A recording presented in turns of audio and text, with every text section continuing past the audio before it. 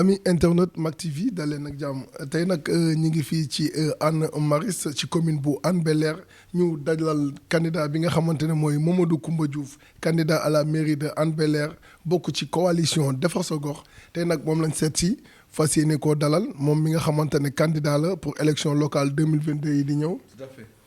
léegi nag dañ koy dékk micro bi mu wax ñu kan mooy Mamadou Coumba Diouf ak Mamadou Coumba Diouf lan moo ko tax a jóg. ak Mamadou Coumba Diouf lan la bëggal Hann Bel-Air Mamadou nuyu nañ la.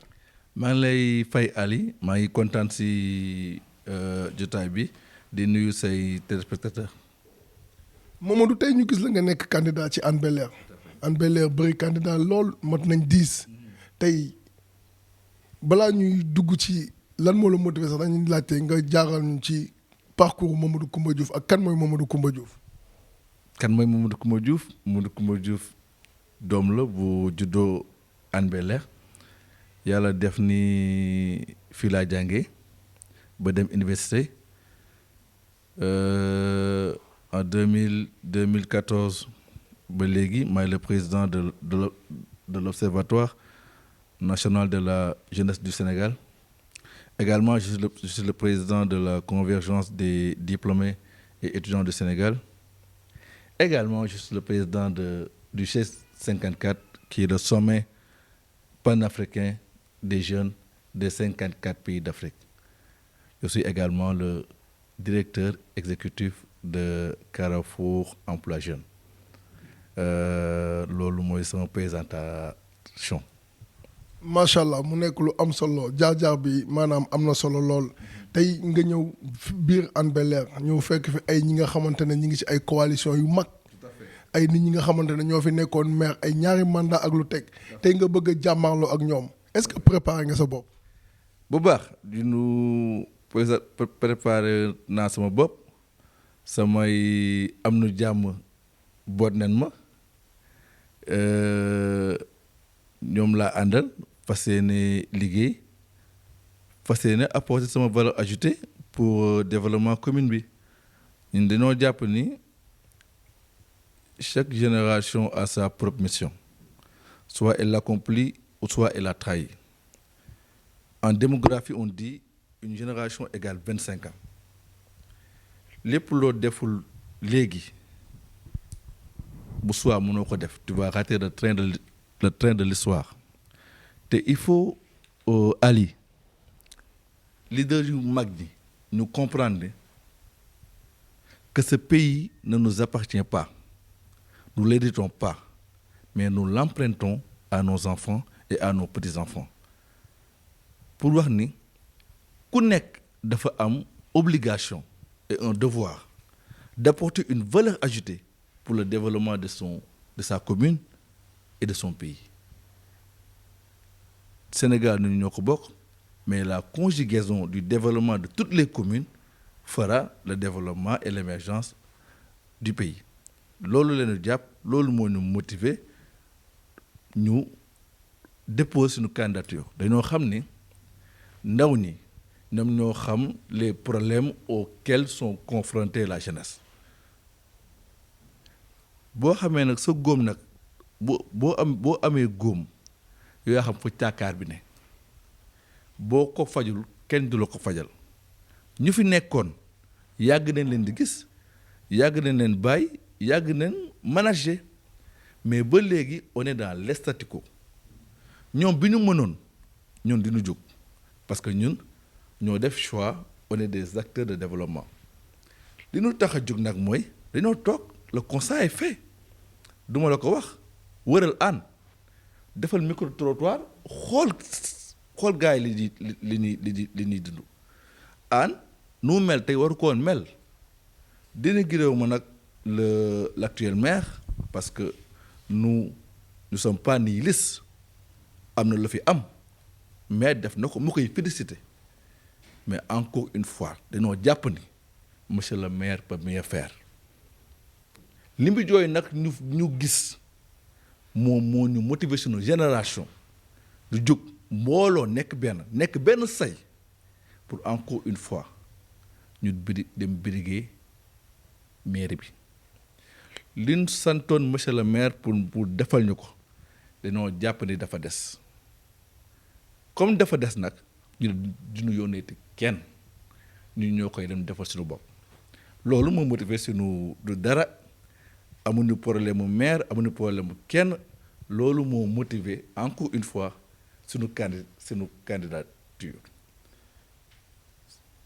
beneen point bi mooy ma candidature est une demande sociale ma candidature du man maa jóg ne je veux être maire xale yi à ñoo mbooloo nekk benn ne ma dañ la bëgg a jiital nga nekk maire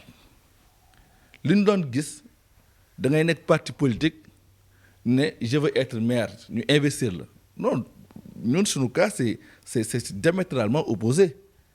suñu cas mooy on a des problèmes d'emploi on a des problèmes de sécurité on a des problèmes de cadre de vie gis ñu suñu bopp ñu ne bis 2022 jàng nañ yàlla may nañu ay diplôme màgg nañ dafa jot ñu conjuguer la crème de la compétence de toute la commune pour qu'ensemble qu'on puisse gérer et manager encore une fois sa commune Ali lu ñu tax a jug mooy lu ma la loo may defal du ma ko defalee sama bopp mooy gën a neex loolu kese moo motivé sunu candidature te nous proposer un bon programme pour la jeunesse pour les femmes pour les vieux pour le cadre de vie loolu mooy sunu xalaat te incha allah bu nu waa commune bi bu ñu wóolu seen ay doom incha allah Ali dina am changement si 2022 bi incha allah. kon dégg ngeen kàddu yu am solo yi nga xamante ne moom la candidat Mamadou Coumba Diouf daal di fiy ruusal kon vraiment mu nekk kàddu yu am solo kon boog xanaa dañ koy laaj moom mi nga xamante ne moom mi ngi fii ci commune Hann Bel-Air daal di fiy màggee 22 ans mu dëkk fii kon kooku doomu Hann Bel-Air kon war nañ ko bàyyi xel yow fi mu toll nii à moins d'une semaine des élections est-ce que maanaam pare nga sa bopp bu baax a baax fépp wax nga fay dugg proximité yi maanaam campagne yi est-ce que matale nga lépp yaakaar nga ni. xam nga ñun suñu candidature dafa différent ak candidature ñeneen ñi suñu candidature c'est une demande sociale ndaw ñi ñoo bëgg changement ndaw ñi ñoo ne le changement est maintenant pas demain c'est maintenant suñu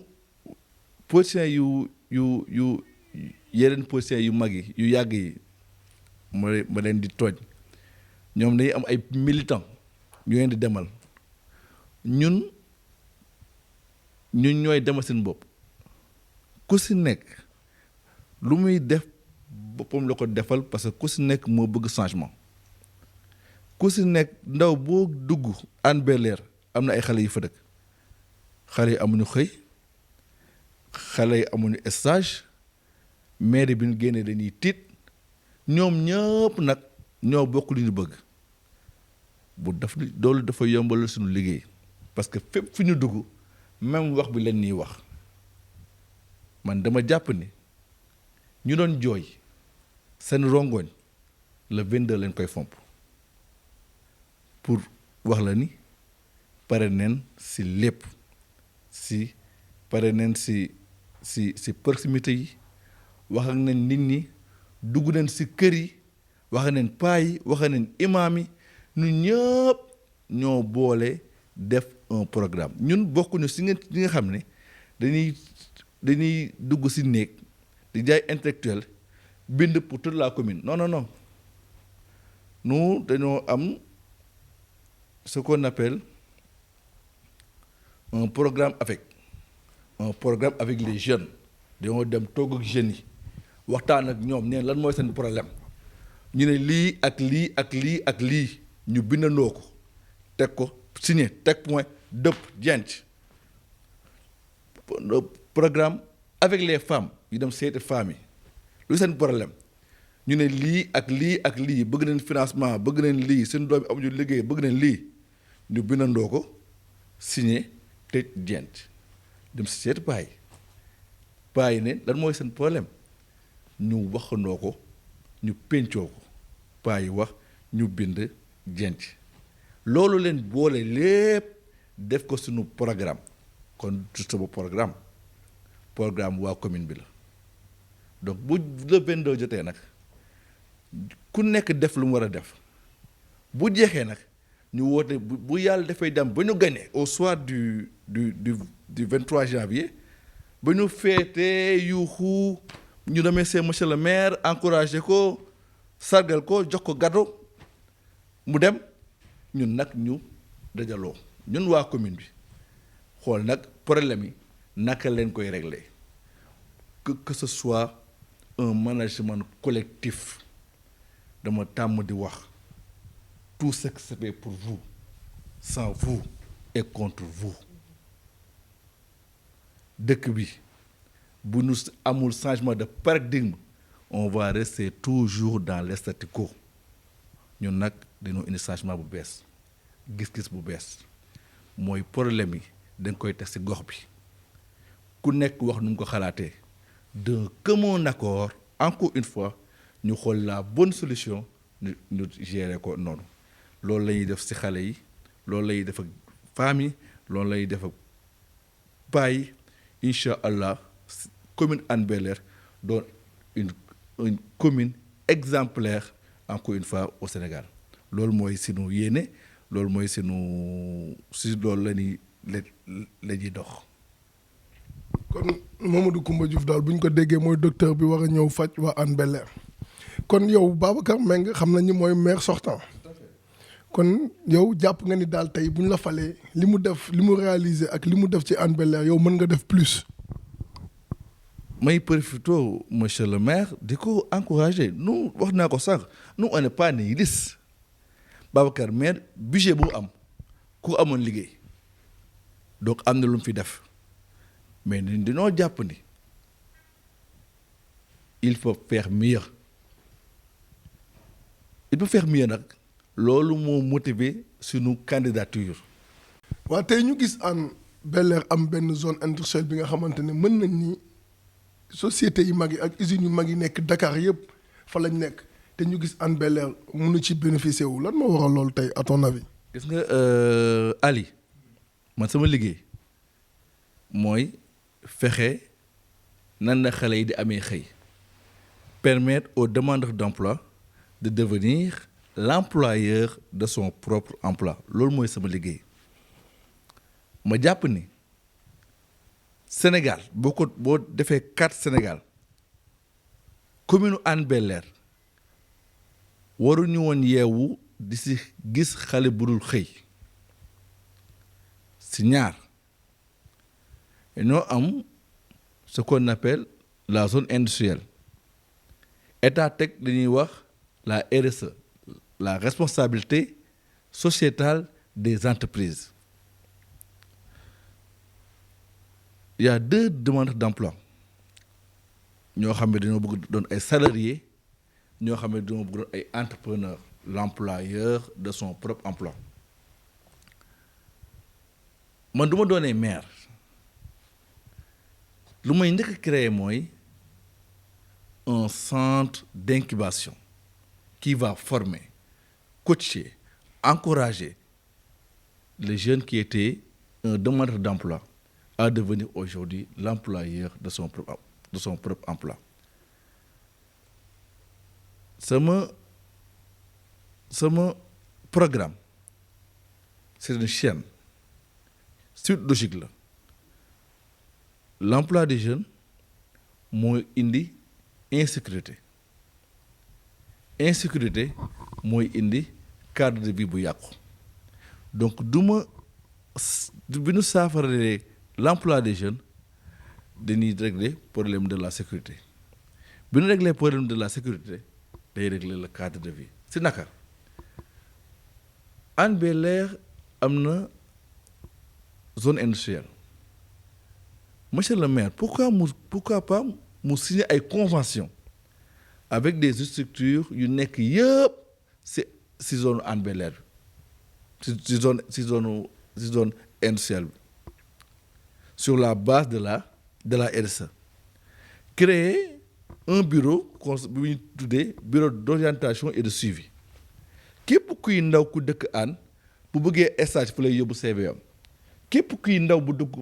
dëkk aan bu bëggee emploi fa la yóbbu CV am ñoom seen liggéey mooy dañuy xool port y a combien de quotas de stage y a combien de quotas d'emploi ñu xool quels sont les profils nga bu maa bi jëlee nga ne port am naa fi 30 quotas de stage 30 quotas emploi ñu génne ko ci base de données bi Eiffage combien de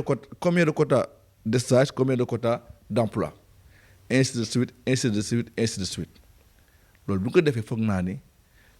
xëy yi xale yu amul xëy dinañ wàññeeku les financements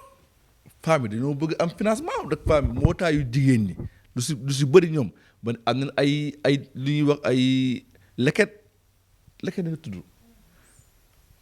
calebasse yi dama soxla accompagnement la RSE monsieur le maire mën na signer ay convention ak ñoom ñu am fonds boo xam ne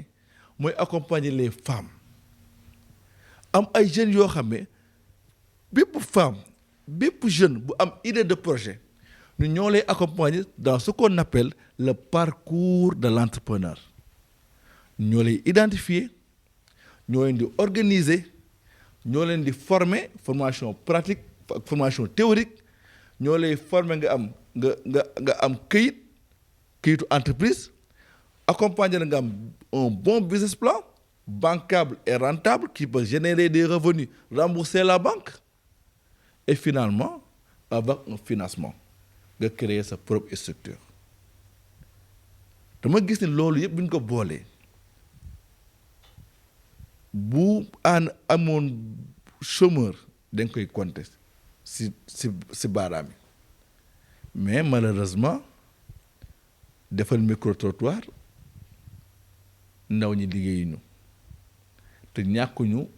ay ressources ñàkkuñu potentialité ñàkkuñu opportunité bi ñu mën a proposer ndaw ñi pour ndaw ñi am xëy ndax zone industrielle ñu kese ñoo ko am loolu nag may wax ak ndaw ñi